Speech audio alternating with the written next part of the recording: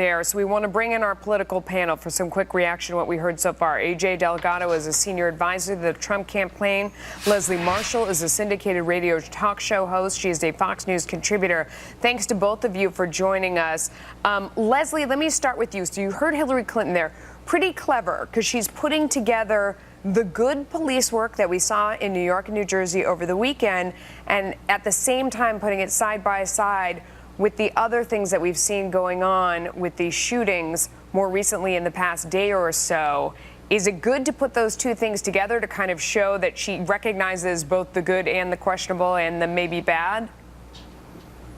Absolutely, because when you look at voters, especially that pool of independents, which is what she or Donald Trump need to get the votes of on November 8th, you need to show that, look, I'm not pointing fingers of blame. We have some problems on the side of the police. We have some problems on the side of the citizens. And I love the fact that she was humble when she said she did not have all the answers, a very different type of candidate than Donald Trump. I also like the fact that she brings in the mother aspect and the personal aspect, the human aspect, because at the end of the day, we all want safer communities. So I liked what she had to say. Yeah. AJ, let me take you over to Donald Trump. You know, he said that he has his agenda, his economic agenda can be summed up with three beautiful words: jobs, jobs, jobs. And then he hit the specifics of it right away, talking about that number that we hear a lot of times from think tanks about how much regulation costs every year, $2 trillion, saying he wants to take the corporate tax rate down from 35% to 15%. That would bring jobs in. He also wants to provide child care. What did you think of what he had to say? Did he hit the right notes? He did, and I think it's also very telling that Hillary Clinton is, in a way, kind of slamming police officers right now, while Mr. Trump is simultaneously speaking about jobs. No. But listen, he's absolutely correct. We hear both candidates talk about the need to stop outsourcing of jobs. Donald Trump obviously speaks about this much more than Hillary Clinton does. She used to be in favor of this. She's on record speaking of it favorably in India at least twice.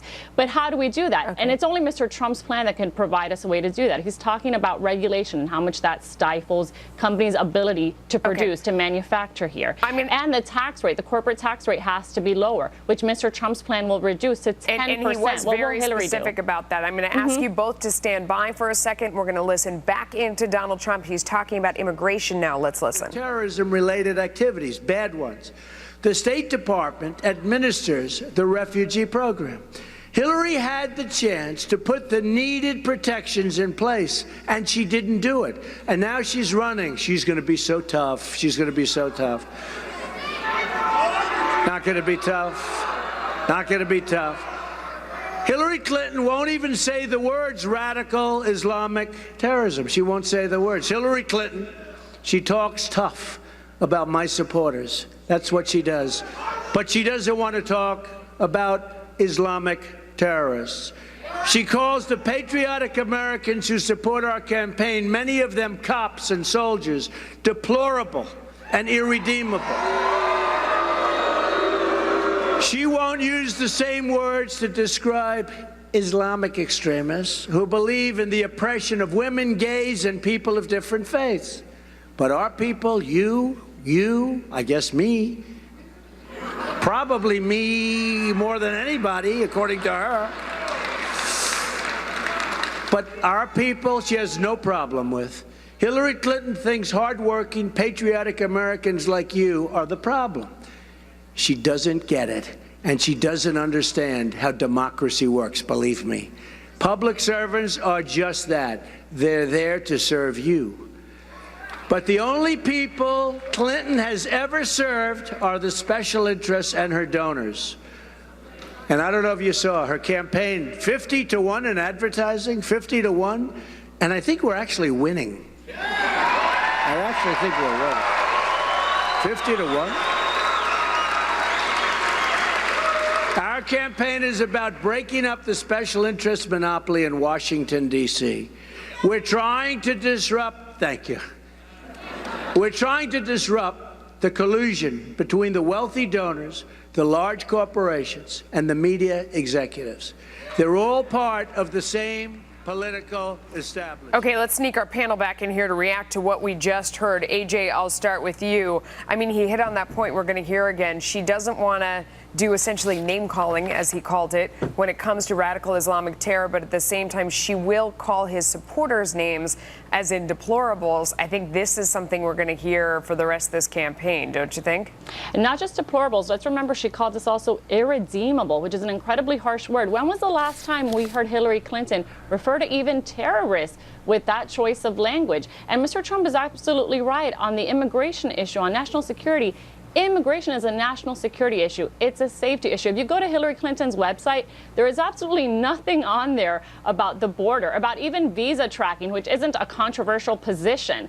It's quite frightening to living in this day and age that we are experiencing terrorism almost on a weekly, monthly basis, that Ms. Clinton has such little regard or concern, it seems, about it. Leslie, it is. I mean, this is something we're going to hear, I think, to the end of the campaign, that she reserves her name calling for his followers, for his supporters. That's not a good angle. Well, a few things here. First of all, she has said jihadists, she has said Islamists, she has said radicals, she has said radicals Islamists. Just not all together. Look it up. Secondly, on her website, she also has, under immigration reform, she discussed securing our border. And just like we had the immigration reform legislation put forth on a bipartisan level in the past, increased security at our border and more funding for Border Patrol agents. In addition to that, I have to say, I find somebody who supports an individual who mocked the disabled, who calls those coming from Mexico rapists and murderers. Deplorables was a mistake, Leslie? Was deplorables a mistake? No, I mean, it was intentional, but do you think it's done more good or more harm for her, in your opinion? I don't think it does her any harm, because the people that she is calling that, who are Trump supporters, are never going to vote for Hillary Clinton, are never going to vote for Hillary Clinton. The independents, I don't think, are going to vote for or against her or Trump based on that terminology. Yeah. AJ, what do you think about that? Oh, yes, it absolutely does, Leslie, because it shows a certain lack of character when a president, by her own words, she said that if you can't serve the whole country, if you can't respect the whole country, you can't serve the whole country. Were those not Hillary's own words? Did she not then, only a few weeks later, clearly show that she not only doesn't respect the whole country, she has disdain and almost hatred for millions of Americans? So by her own words, she disqualified herself and showed a disgusting character that should never be anywhere near the Oval Office. When you refer to millions of Americans as irredeemable, whether it cost her votes or not, is irrelevant. It showed her character. Let's talk a little debate prep. Let's talk a little debate prep here before we get too overheated, because certainly they're going to get overheated on that night, I would think. Leslie, I mean, we're seeing reports that they're telling Hillary, just stand back, give him enough room, and he's a loose cannon. He's bound to say something. If you just give him enough room, he'll hang himself, and that should be her strategy. What do you think about that? Absolutely. Melissa, I think you probably remember the movie A Few Good Men. And Jack Nicholson was always very composed, his character, and then he lost it.